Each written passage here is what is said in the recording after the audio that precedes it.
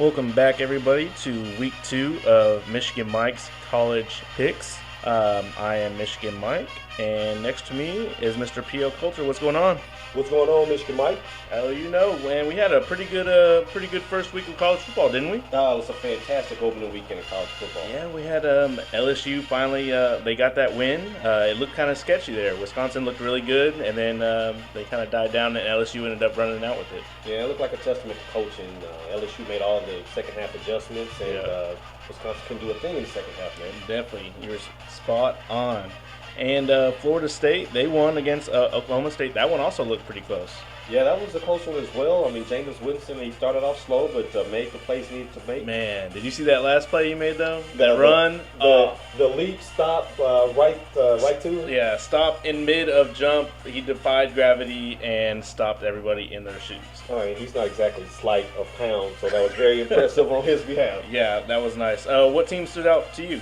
Well, I mean, I guess obviously Texas A&M was a shocker to see the new quarterback come out and put up 500 yards of total offense and all those points against a South Carolina defense that was minus Jadeveon Clowney. You think they were overrated? Man, I wasn't gonna say it before, but that defense was bad this weekend. That was a bad performance. Not to take anything away from A&M's offense. I mean, they still looked good, but that defense. Right. I mean, yeah, they got anything they wanted on every play. That was impressive. Yeah, and they ran the same play, and they South Carolina couldn't stop it. They kept running the same thing: post inside, slants, done. That was crazy. I think one team that everyone needs to start watching out for is probably Georgia. They put on a really good performance. Last year they were supposed to do good. They had a lot of injuries. Yeah, they did. And so they kind of dropped off the radar. But watch out for them this year. If they stay healthy, then they'll be pretty good. Yeah, man, that running back Gurley, man, was a beast in the second half. Good man. And I think one thing that stands out week 1 is no one seems like they're going to be the straight favorite. No one right now. It doesn't look like anyone's going to go undefeated. If it is, maybe Florida State. But as far as SEC still looks pretty strong for the top 3: Auburn, Georgia, A&M. Right. The Big Ten, Michigan looked really good too. We were happy to see that. Go Blue. Man, go Blue. They look very good, very good. Okay, so let's start with the first matchup I have is USC at Stanford. All right, some West Coast love this week. That's going to be at 2:30 Central Time, and the spread is even. So this is going to be pretty tough. USC, of course, has been down for a while for all their sanctions and whatnot. Stanford went to the Rose Bowl last year, lost to Michigan State.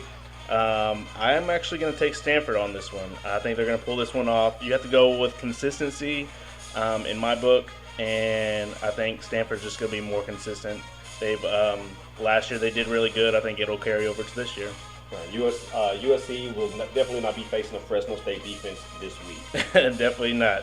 At 5:30 Central Time, we have Michigan State at Oregon. Wow, big game there, Michigan. Man, that's a big game. I didn't even want to try to play with this one, but you got to, man. But the odds are Oregon's favored by 10 points. I think that's way too many points. So I'm going to take Michigan State on this one.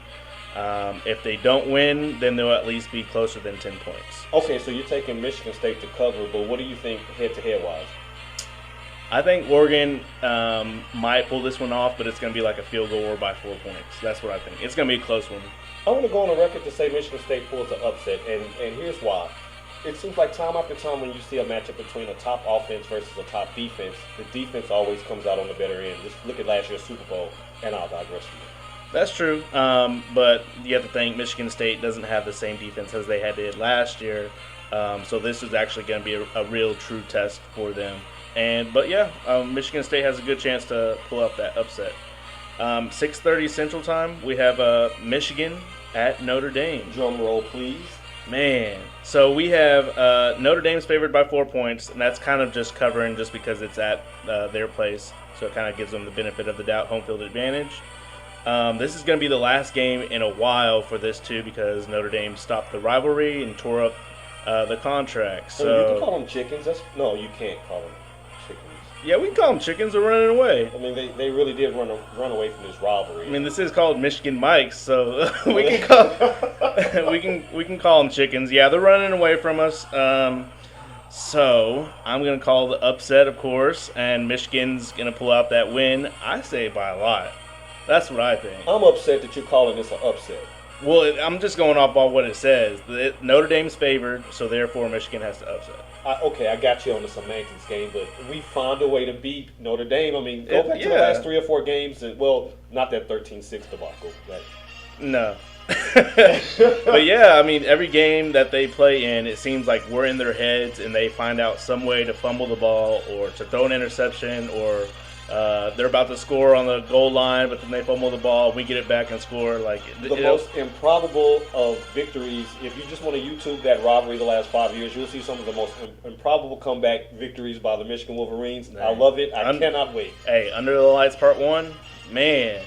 Yeah, that was a good one to look at if you want to reach that. Okay, so Michigan Mike, you're the college football expert, right? Yes, sir. All right, well, this Labor Day weekend, I did myself the favor of sitting on my couch and just watching game after game after game after game and trying to get kind of caught up with this whole playoff system thing. Mm-hmm. So if I understand correctly, there's 4 playoff slots. Yep. But there's 5 power conferences that's eligible, correct? That's true. Okay, so with that being my backdrop, how would you rank the power conferences just by what you saw this weekend? Okay, that's a good question.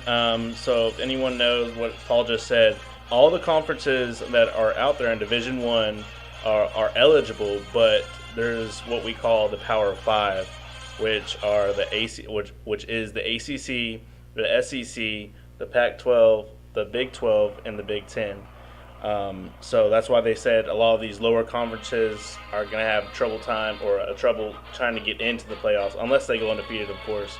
Then they might get in. But yeah, they have a rule out now that conference championship doesn't necessarily qualify you for the playoff berth. So I think they got that pretty locked tight against those mid-majors. Yeah, that's what they say. They kind of have to put that in the fine print, because those voters are still going to look at those championship games. Exactly, voted by humans. Okay, so as of right now, I'm not talking anything last year or a couple years ago or even the history of these teams or conferences. We're going just from Thursday to Monday, right? Yeah, we're just looking at how they played as a whole and their conferences. Okay.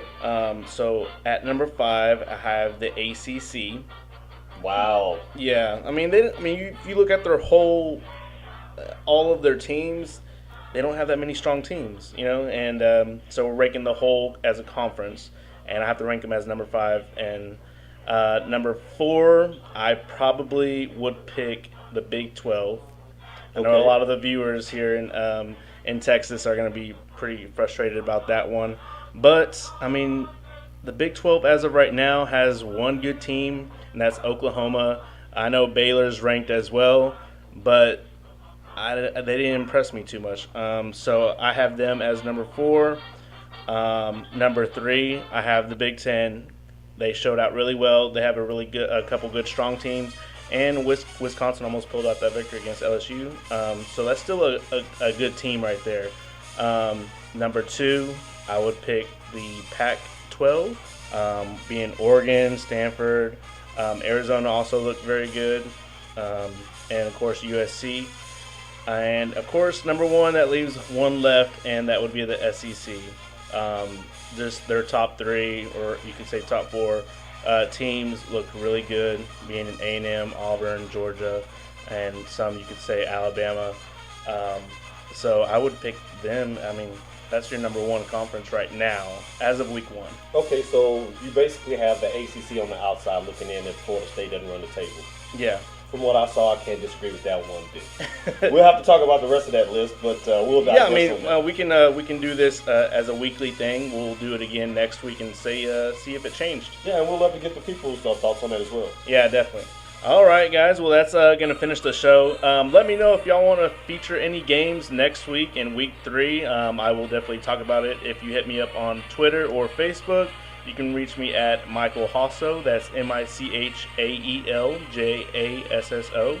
And you can always reach my co-host at PL Culture. That's at PLCOLTER. All right, guys. So that's it. Go Blue. Go Blue.